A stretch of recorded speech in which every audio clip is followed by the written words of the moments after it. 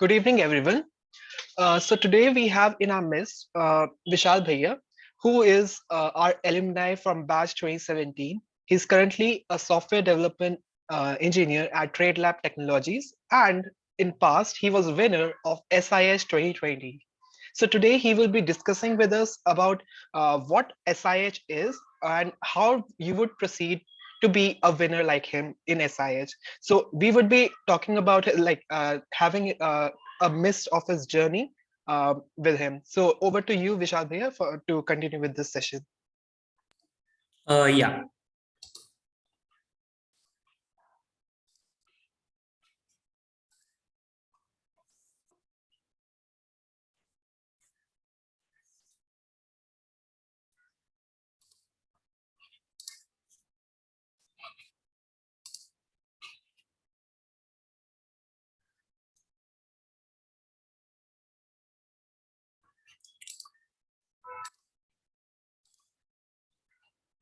Give me a second. I guess there is some issue with presentation.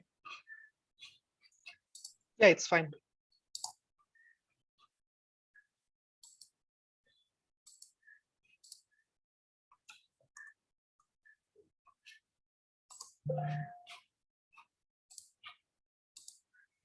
Yeah. Now you can see the presentation. Yes, we can see.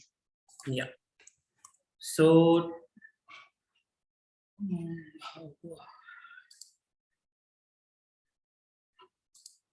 Okay. So yeah. Today I'm my name is Vishal, and today I'm going to give a talk about SIH 2022. So I'll give an introductory session, like how many rounds are there and what all things you have to consider to perform well in this competition. So yeah. So a brief about me, as Joshi has Joshi has already introduced me. So I am working as an SD1 at TradeLab Technologies, and my team was a runner-up at SIH 2020, and my team was the winner at Hack and Reboot, which was also conducted by IIT Kanpur, and I was the winner at NEC New Normal Hackathon 2021, conducted by NEC and Mitsubishi. So whatever we are going to learn now, about the presentation and all the techniques, these can be used in any hackathon. Like it's not specific to SIH hackathon. So these points should be considered in any hackathon that you participate. So the basically the hackathon, the SIH hackathon is divided into two categories. So those two categories are problem statements and miscellaneous. So in problem statements, these are like problem statements which are given by a company, like specific problem statements. Like you can see the example, a mobile-based inventory management system using a QR code application. So this is a specific problem statement. So this is a type of one type of the category of the hackathon. So the second category is miscellaneous category. So over here is like you would be given a general topic like health and fitness or security and surveillance or some kind of waste management, or like these kind of very general topic would be given around which you can build your product. So this is the type 2 miscellaneous category. So in the problem statements, there would be around 5 teams which would be competing like in the final round. And in miscellaneous section, there would be around 20 to 25 teams competing. So over here, you can see the number of teams are getting increased. And in problem statement, as there are only 5 teams competing, there would be only one winner. And in miscellaneous category, there would be first, second, and third winner. So in the advantage of the problem statement, selecting the problem statement category is there would be less teams to compete with in the final. But the disadvantage would be it won't be as flexible as miscellaneous category, because in miscellaneous category you have a wide range, like health and fitness. If you'll take, there is a very wide range of problems which you can solve, and you can also have some kind of idea which has not been implemented yet. So you can implement those ideas and you can have an edge in that way in the competition. Like your idea would be unique, and it would be difficult for others to make your idea into a product if your idea is unique in miscellaneous category. But if you're very well versed with the problem statement, which is like a mobile based inventory system management using QR code application, so you're very well versed like how to make those application, how to make them efficient and all that stuff, you can go into problem statements, or you can go to miscellaneous if you have a new idea which you want to implement in some kind of a theme. So like you can choose what type of category you want based on these these things. So the second thing is the hackathon process. So the hackathon was would be an internal hackathon which would be conducted in the college itself. So you have to first come, I guess, the first the top three, I guess top 3 or 4 would be sent. These names would be recommended to the final hackathon. So the final hackathon would be those names, there would be a short listing, and then top 2 or 3 teams would proceed to the main on-site hackathon process. So in on-site hackathon process, there would be it would be a 2-day round actually. So in day 1, round 1, the mentors will see your product and give you some tips to improve. So that would be at the start of the competition, after around 1 to 2 hours after the start of the competition, you would have this round 1, which would be a mentorship round. They'll just give you tips to improve your product.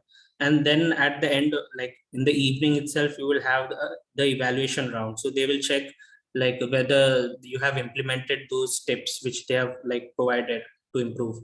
So have you implemented those? They will check in this second round. So in third round, if you are using this, if you are in the problem statement category, you would have only round 3. And if you are in the miscellaneous category, there will be round 4. So in round 3, what would happen? What happens is there will be top 5 teams. Over here in problem statement, there will be 5 teams, and in those 5 teams, the winner will be selected. But over here, as there are 20 to 25 teams, first would be divided in batches of 5. So 5 teams would be divided. 5 teams would be in batch 1, and another 5 teams would be in batch 2. Like this, batches would be divided. So first competition would be among the batches, and then the winners from those batches would be taken, and again they would be competed. So there would in that way there would be round 3 and 4 on day 2. So after winning that round 4, you will be winners would be declared. So this is kind of a brief timeline how the hackathon works. And the next is presentation for the final round. So the presentation, how the presentation should be, what all slides should be present while you're presenting the idea. So the first slide would be introduction. So in introduction, there are 2 points which you have to consider. The first one is problem address. So you have to describe the problem statement, and then you have to give the aims of the project, a brief about your project, what all you are going to discuss in your project. So that would be in aims of the project. And then there will be tech stack involved. The second slide would be tech stack.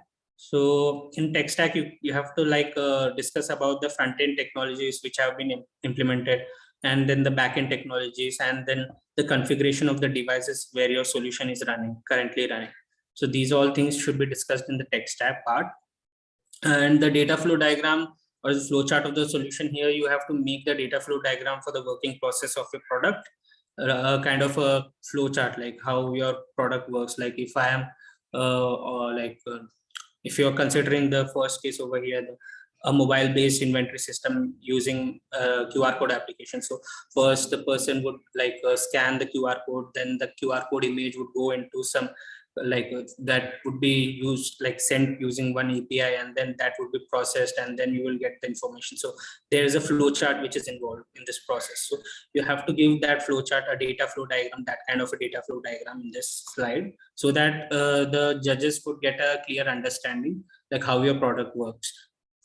And then if the solution should be 2 to 3 slides, how your solution, here you can describe how your solution works, explain about the uniqueness of your solution. This is very much important, the uniqueness of your solution in this problem statement part, because for the same problem statement, there would be 5 teams which are doing the same thing. So how your product is unique, that thing stands out. That is the factor on which you would be judged. So you have to mention over here how unique is your solution.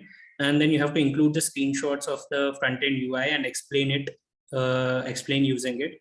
And you have to make data flow diagrams for the backend too, after, like if you are sending some information to some API, so after hitting that API, how that information is processed, how it's stored in the DB, and how you are like getting queries from DB and all that stuff, you can use a data flow diagram to explain.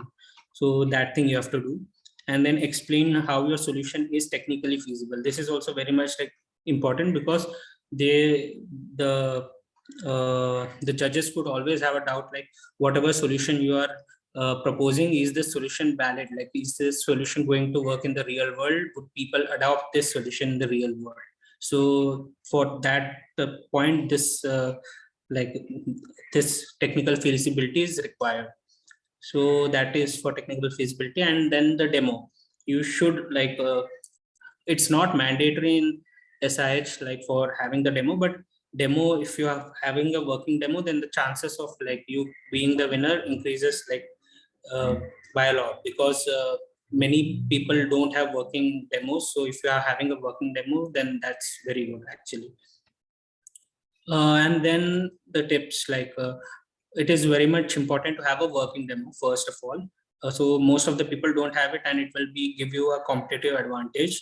And then your product should have a very good user interface, as it gives the first impression of your product to the judges. So even though if you are developing some kind of deep learning application, so many people think that in this, like in any deep learning application, you won't require some UI and all. You'll just show the code to them, and they, like everything will be good. But it doesn't happen like that. You have to have some kind of a basic UI. So like UI is very much important. You should have a UI, because that like also has some marks in the judging criteria.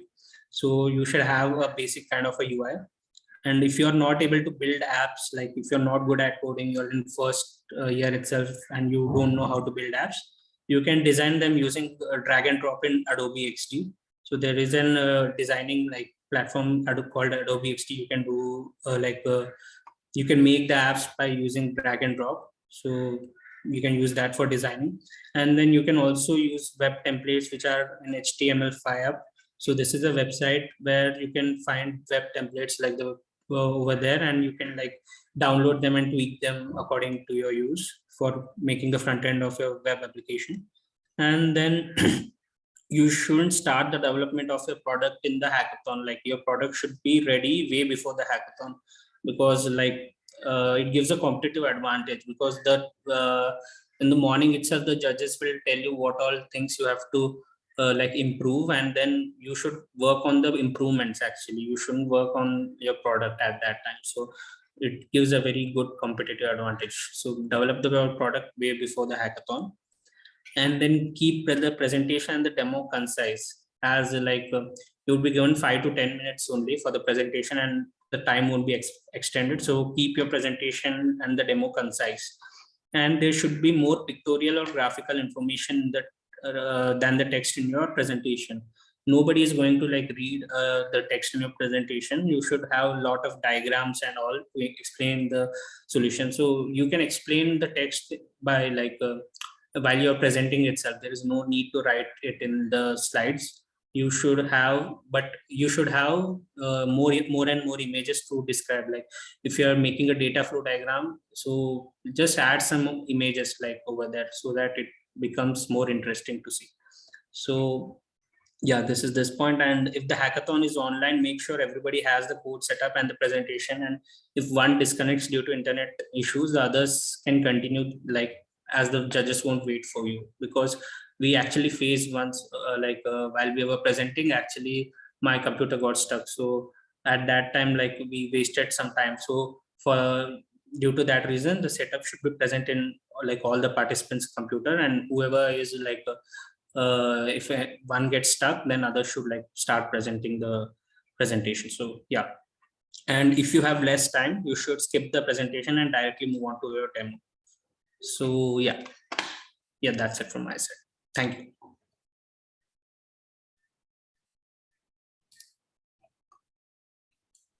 Thank you, Bhaiya. So if any of you have any questions, now is the time to ask, Bhaiya. You can drop the questions in the chat box.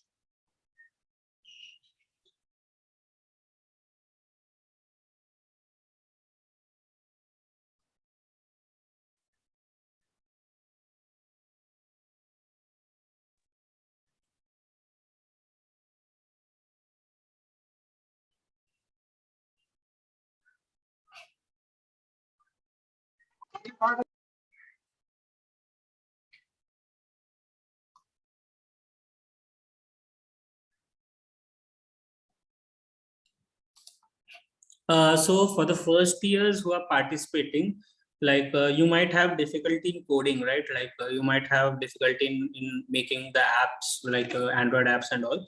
So the easiest thing would be like to learn Flutter. I guess Flutter is way easier, like compared to like Java or Kotlin to like develop Android apps. Or if you don't want to like do development, you can use Adobe XD. So that over there you can use drag and drop feature to like design a UI, and like it would be a workable UI which you can show to the judges. So you can do that if you don't want to code. Or if you want to code, like I would suggest you to like use Flutter if you're developing some apps like Android apps. And if you're using deep learning, then like it's better to use Python in deep learning, like deep learning projects. So yeah.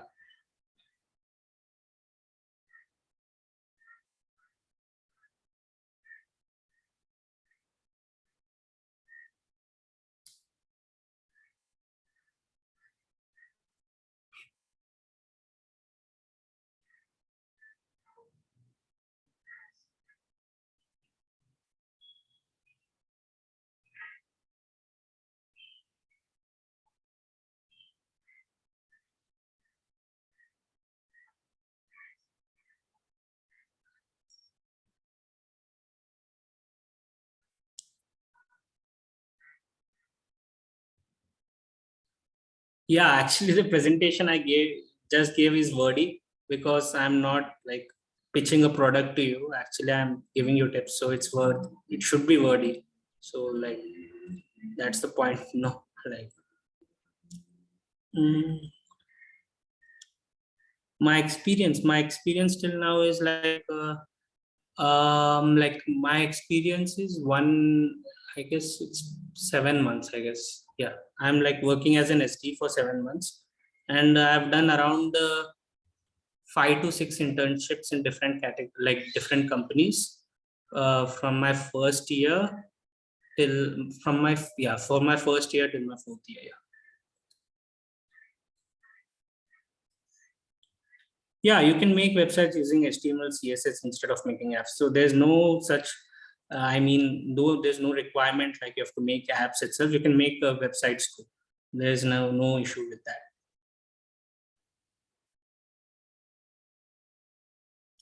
What types of ideas? Okay. What types of ideas? Actually, I have not seen the problem statements now. What all problem statements are there? But like, yeah, also you have to see how many people are participating in those problem statements. If there are a lot of people who are like kind of giving the submission in that problem statement, avoid that problem statement, because like most chances would be like many people would have more good products than you, because people from second third year are also competing with you the first years. So it's easier to like get selected in a problem statement which would have less submissions. So check that while you're applying. And then okay, what type of ideas like, so I've not like seen the problem statements, but the problem statement currently which I talked about, the QR code one, that's easy, right? Like you can, there are many codes available online to like get the QR code information and all. So you can use that and basic DBMS and all that stuff for using the, like for making the website, the inventory management system. So you can make a website using that. So simple. Yeah, I can share the presentation data. Yeah, obviously I'll share it to Rishabh, so you can like read it. Yeah. I'm not sure about that. The friends part, I'm not sure about that part actually. I don't think so. Like people should be from the same college, I guess.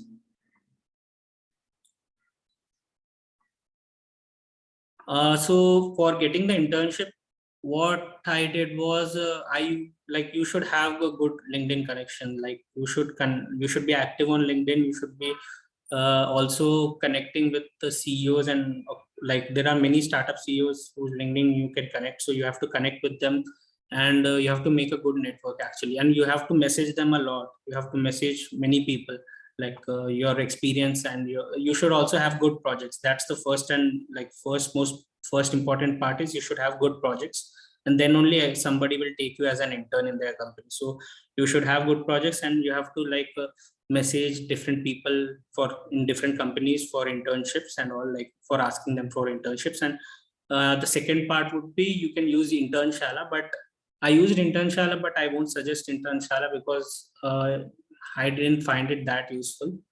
So Internshala also many people use, so you can get internships from there too.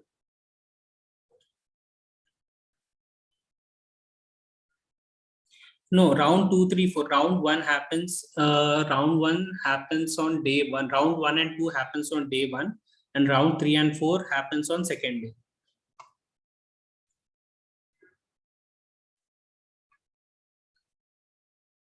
You cannot see the other submission. Actually, you can see only how many people have submitted. You can't see the submissions in an hackathon. So yeah.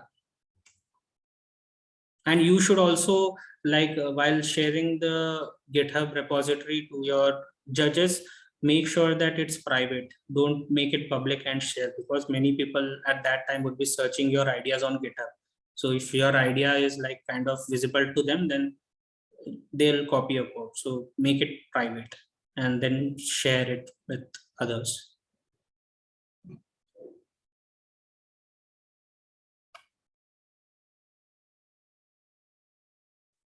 The problem statements are already given. Like you can check the problem statements in the website, SIH website. There the problem statements are already given.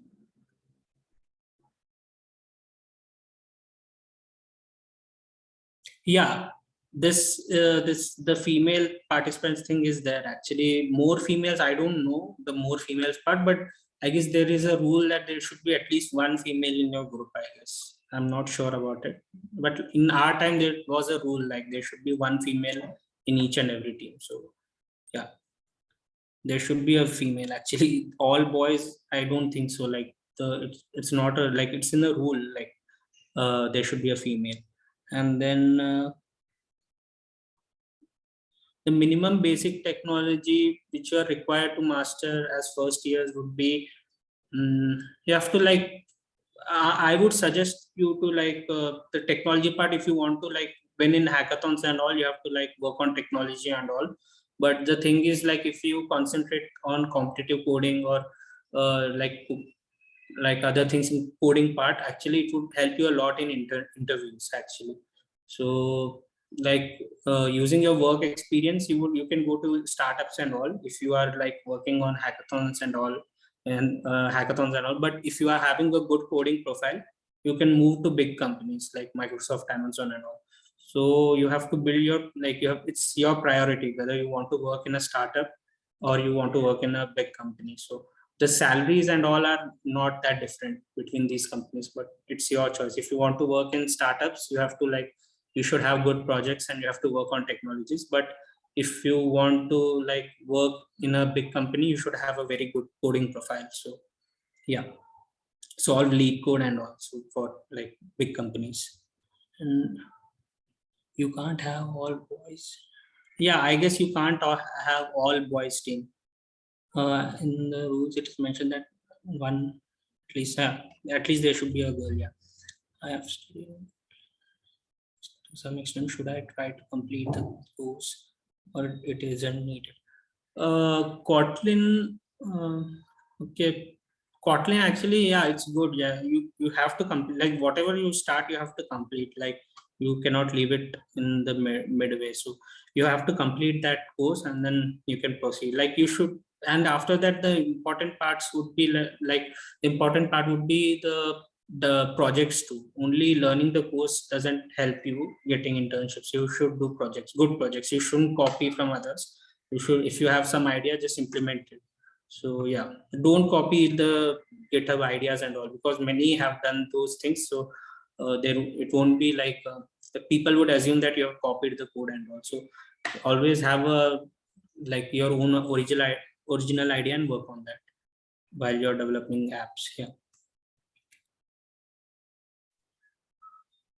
Yeah, actually, I am patenting my idea, so I can't discuss my idea over here.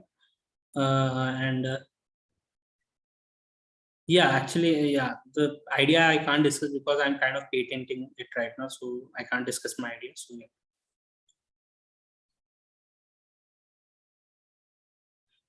What kind of projects?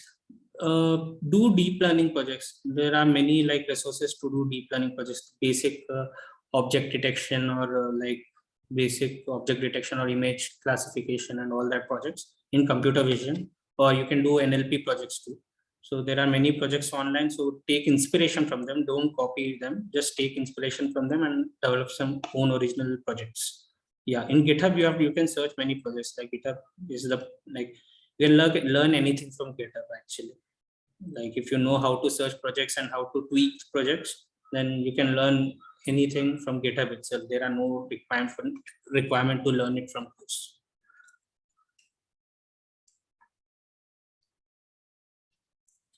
My idea actually was in the health and fitness category. So actually I can't share about my idea because like it's in patenting process right now. So yeah. Inspiration for an idea to okay. You can okay. You can use deep learning. Actually, what happens is you can use deep learning projects. There are many, like if you're using artificial intelligence in any projects, you have an edge compared to other people because like it's a buzzword too, and like people give more preference to use to the people who use deep learning in the projects than the people who don't use them. So you can use deep learning. So for example, the QR code one, which I just told you, that can be used like that can be the deep learning part, computer vision part can be used over there. And other would be the traffic management system. If you're making some kind of traffic management system, like if you're going in a car, so if you are seeing some objects in front of you, so detecting those objects and like alerting the driver who is driving the car, you can use that too. And yeah, and there are other projects like uh, security, I guess, security and surveillance project. Like if some people are quarreling among each other, then you have to detect that and report it to the police. So that's kind of another project. So yeah, these kind of deep learning projects you can do. Actually, I'm not currently not working as a deep learning engineer in my current job. I did all my internships in deep learning, but now I thought of joining it as an SD, like for now. But I don't know, like I may switch to deep learning in my future. Yeah.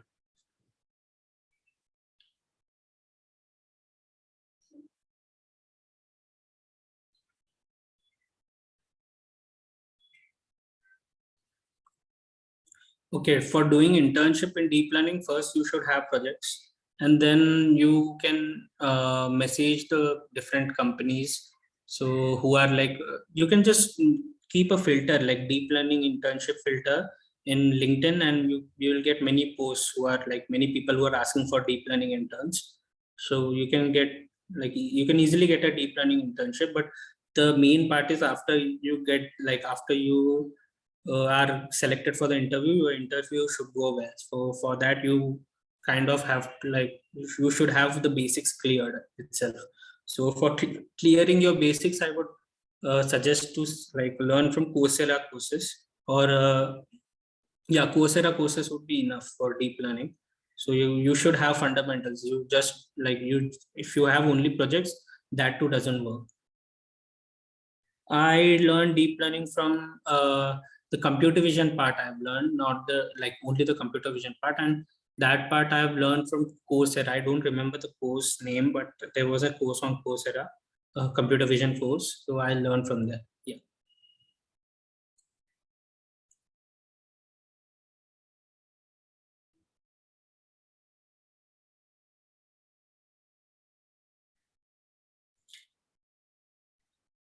NPTL, okay. I don't think so. Like learn it from Coursera. Coursera is, I guess, better than NPTL is better for fundamentals, but Coursera you'll also have projects and all that stuff. So use Coursera too, and for fundamentals, use NPTEL. And prerequisites for deep learning, actually there are no, you should know basic Python. So if you know basic Python, then you can like easily move on to deep learning, like deep learning part. You should be good with maths too for like understanding the deep learning algorithm. So yeah.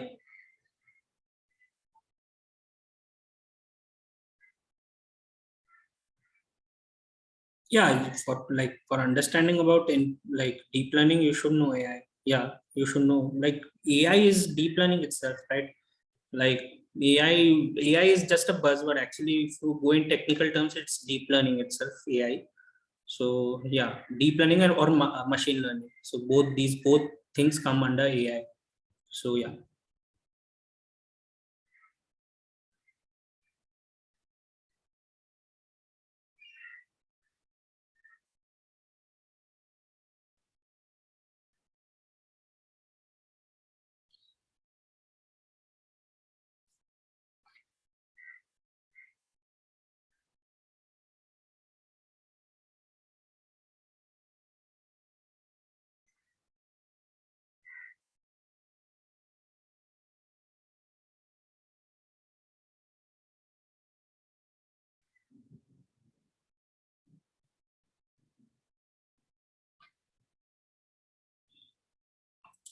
Projects recommendation, I told you, right?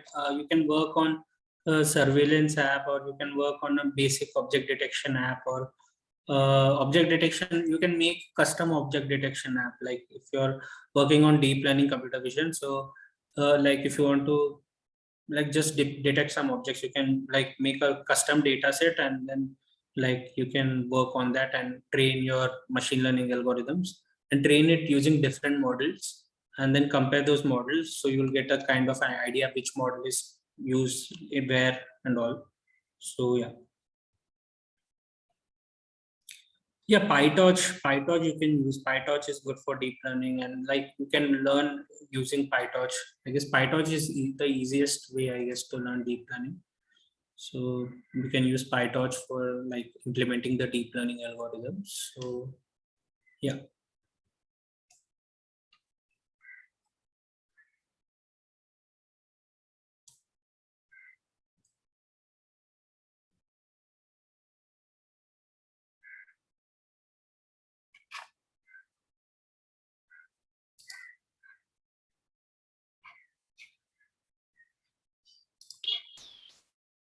Yeah, I guess we don't have any more questions from the chat. Yeah.